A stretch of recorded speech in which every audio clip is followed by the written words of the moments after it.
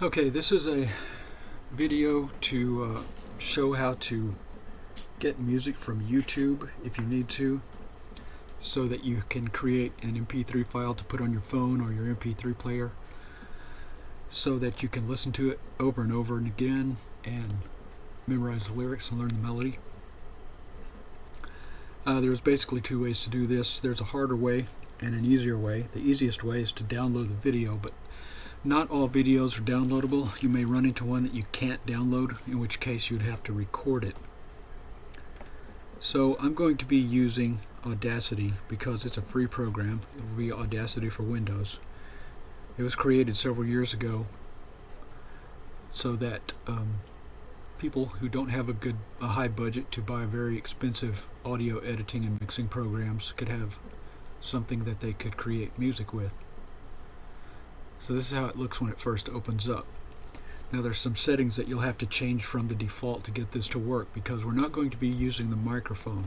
We're going to be making an internal digital recording of everything that plays through your sound card. So this means that while it's recording, you need to make sure you don't do anything else that could cause any of the Windows system sounds to play, any little bells or chimes, because it will record everything that the computer plays. First, we have to go over here to this window. This is your audio host. It'll start out saying MME, which is a microphone setting. Drop that down. It'll say Windows Direct Sound. That's another microphone setting. Can't use that either. We have to go down to where it says Windows WAS API. You don't need to know what that stands for. I don't remember what it stands for, but that means it's going to be using the Windows sound system for its audio host. Our next window right here is for our microphone setting. It's still a microphone, so it won't work. We have to drop that down and choose the one that is not microphone. These descriptions will be different depending on your computer, because different computers have different hardware, and it's possible that it may have several selections here depending on how your computer is made. So you may have to use trial and error to find the one that works for this purpose. But you need to remember that it's going to be one that does not say microphone. If it says microphone, it won't work. Alright, I've also learned through trial and error, because I do a lot of that, my sound card in this computer is strictly stereo. It doesn't do mono. So Audacity will not be able to record in mono for this purpose. It has to be on stereo. This doesn't matter, because the sound quality will not be different, the file size will not be different. It just means when you look at it, you'll be seeing two stereo channels instead of a single mono channel. But I will talk more about that later when we actually get the sound wave on the screen. Another thing I've learned through trial and error is that for some reason I'm not able to adjust the recording levels with Audacity. I have another program called Goldwave, which I did pay for. It's another audio editing program, and with the Goldwave I can adjust the recording levels within the program, but for some reason Audacity just doesn't do it. But there's a way around that, and I'll get to that in just a minute. Next, we need to check our recording levels. This section right here, it says click to start monitoring. So before we actually start recording, we just click here, and as you can see, nothing is happening because there's no sound going through the sound card. So we go back over to YouTube. There we go. And we just get some music playing. Now we look at it. Now we can see our levels. The farther it gets over to the right, you'll start seeing yellows and oranges and reds. You want to make sure you don't get any reds, because I don't know if you can see it on the screen, but there'll be two little blue lines here that show you where the peak so far for that sound wave is. You want to make sure those don't go all the way over to the right where it says 0, because that means it's going to clip the peaks of the sound wave and cause distortion. Nobody wants to hear distortion, even when we're creating just a practice file to sing along with. If you do need to adjust levels, and Audacity is not allowing you to do it here, you can easily do that simply by adjusting your YouTube volume like you would normally for any other video with the volume adjuster right here. Alright, so everything looks good. We'll drag this back to the beginning, which you're going to want to do if you want to record the entire song. And then we click the red record button and a window will open up. That will be where our sound wave appears as we record. Nothing is happening now because there's no sound input into it. If you do for some reason have internal noise in your sound card, it may show something being recorded here, but it will probably be so quiet that it won't have any noticeable effect on your recording. It will look pretty much just like a flat line. Now we go back over to YouTube, click play, and we should get a recording. And I'll just try to get about 30 seconds so we can have a sample file to play with. We don't need the whole song for this purpose.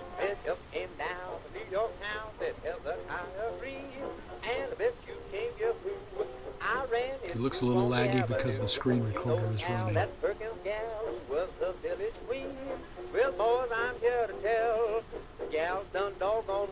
That's good. Click the stop button to stop it recording. Now we'll go back over to YouTube and turn the audio off so we can play with this a little bit. There's a couple of buttons right here that have little magnifying glasses. This one particular one right here, well, if you click it, it shows you the entire sound wave that you recorded on your screen. And we'll play it, see what it sounds like.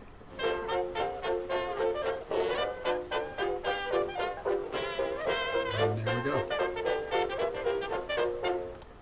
Now if you'd recorded the whole song, you would have it there. You don't have it in a format that you can actually put on your phone yet. But that's not far away. Alright. You may want to save this so that you can do further editing on it later on for some reason. In that case, you would click File, Save Project, Save Project, and you give it a name. I'll just call it Onions. Whoops. Onions Project. And let it save. Now you will. Oh yeah, I forgot. It needs to. It'll do a little inspection to make sure it's saved right. Okay.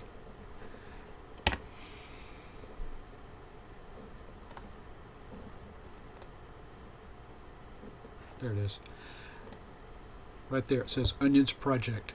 That will be the file that you open if you want to come back later on and do some more work on it. That will be the file that you open to reopen this project for further editing. There will be a directory created with the same name, with the word data appended to it, Onions Project Data. This is where all the information is saved for that project. Everything you've recorded, every edit that you've made, all that stuff is in there. So you want to make sure that you don't go and delete this folder here before you've finished working on it, because then you'll lose all your stuff.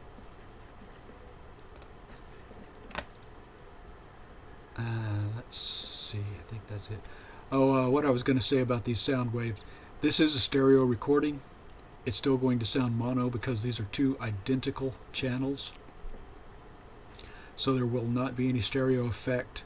And when you create your MP3 file, it doesn't matter if you save it as stereo or mono. It's still going to sound the same, and it's not going to make any difference in the file size. Now, to create your MP3 file, you first have to install an MP3 encoder, because Audacity is a free program. That means they don't make any money from it. And in order to build an MP3 encoder directly into Audacity, they would have to pay for the license to do that. They don't make any money, so they can't pay for it. So you have to go to a page that they tell you. You can go to Help, go to their manual, look up MP3 encoding, and it will tell you where to go. But I will put that link below in the comments to make it easier to find. You go to that page, and it will have a list of the different installation files that you need depending on your operating system. You download the correct one for your operating system, just like you download any other file. Then you install it just like you install any other installation file. And don't change the default settings, because those defaults are like that on purpose, so that Audacity will know where to look on your computer to find the encoder so that it can create MP3 files. Now we have to do an export to create the MP3 file. So we go to File, Export. Export as MP3, which will only work if you've already installed the encoder, which I have a long time ago. You can also export it as WAV, which I'm sure everybody is familiar with the WAV file. It's much larger than the MP3. For one of these 3 or 4 minute songs, it could be like 100 megabytes, maybe more. And if you have plenty of room on your phone for that, you don't want to install the encoder, you could just make a WAV file, because I'm sure all the MP3 players understand WAV also. You can also export it as an OGG, the good old OGG. The OGG was created many years ago. Before MP3, it was another compressed file format similar to MP3, but it's not as efficient, and it's even more lossy than an MP3. But it's also open source, as in free. So I doubt if there's any MP3 player or any MP3 playing app for your phone that won't understand it. They will all be able to read OGG files without any problem. So you could also just export it as an OGG if you don't want to install the encoder. But we're going to go ahead and do it as an MP3. Click on Export as MP3, and a window will pop up where you give it the name She Knows Her Onions. And I've already done this, so there's already one on my computer. We'll just ignore that for now. And we're going to save it as an MP3. The bitrate mode, just leave it on constant. There's really no reason to change it, because this isn't going to be a large file anyway. If you are going to be creating a very large audio file, you might want to change it to variable or average, which will create a smaller file. But we just leave it on constant. That's the default. You want to go ahead and leave it on 128. I can already tell you from my previous knowledge that the audio from this video is a 128 kilobit per second MP3. So there's no sense in making it any higher than that, because it will just create a larger file without increasing the audio quality. But don't set it below 128, because these lower settings are for voice only, not music. For if you were creating a podcast or an audiobook or something like that. And if you set music files down on these lower ones, like if you get down to 64 or 56, you'll be able to hear a quality decrease without any problem. The default for saving these files is going to be joint stereo. You may as well just leave it on joint stereo, because it won't really make any difference. You could click here to save it as a mono file, but it doesn't really matter. You can do that if you want to, but I never do. Then you click save, and I'm going to have to overwrite my old one. And it exports the audio at 128 kbps. Does it pretty quickly, because this is only a 30-second clip. Now we'll go to my desktop where it was saved. I'm sorry, it's not on my desktop. It's in here. Right here. So we've got our MP3 file. I'll just open it up in my MP3 player and we can see that it worked.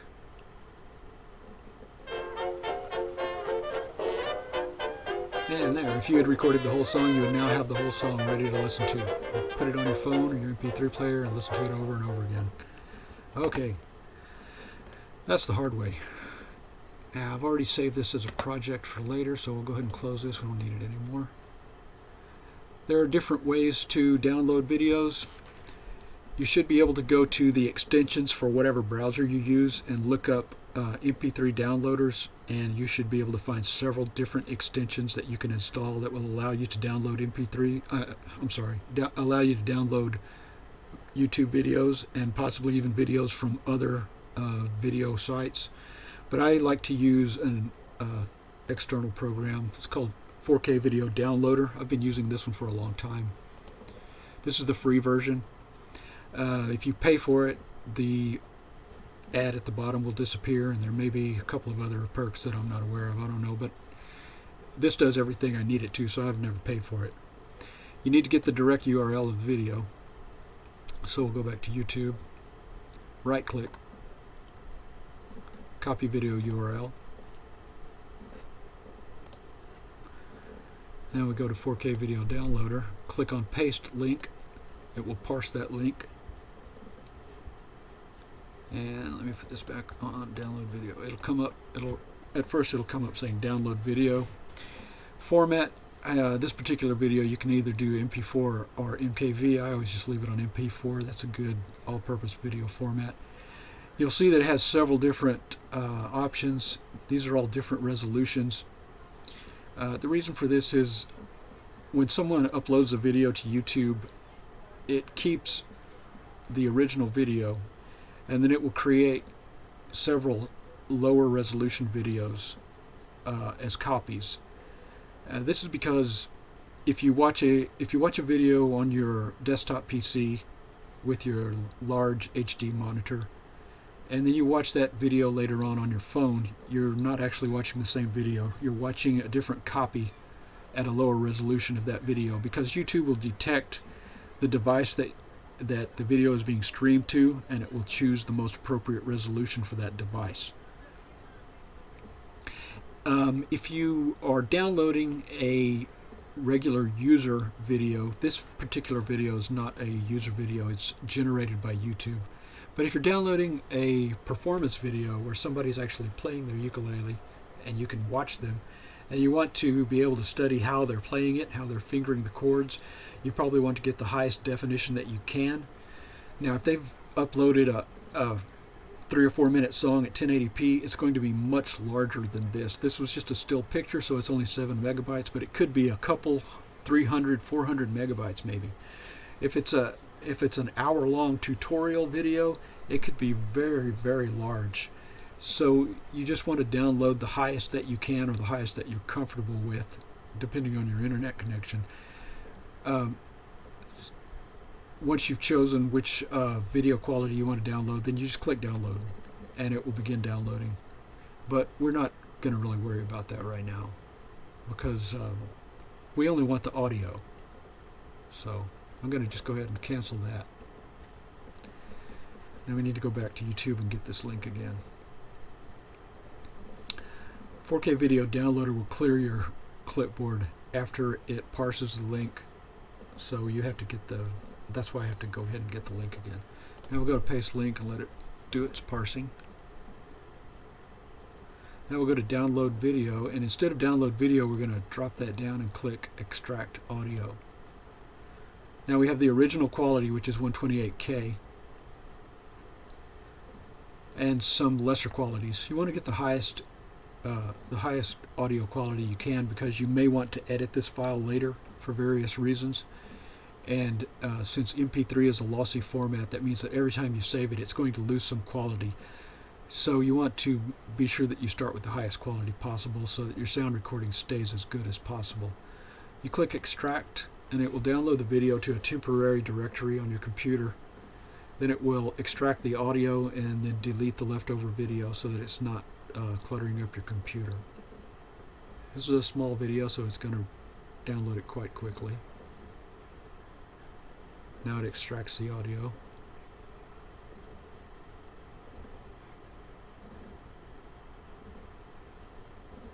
And it's all done. And that should be on my desktop right there.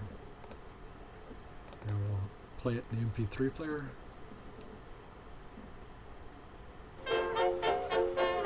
There we go. And now you've got your MP3 file. You can put it on your device, whatever you want to, and listen to it over and over again, and learn all the lyrics and learn the melody. And I hope this worked this time. I've done this several times to try to get everything just right. I hope it helped someone, and if anyone has any questions, just ask. Thank you very much.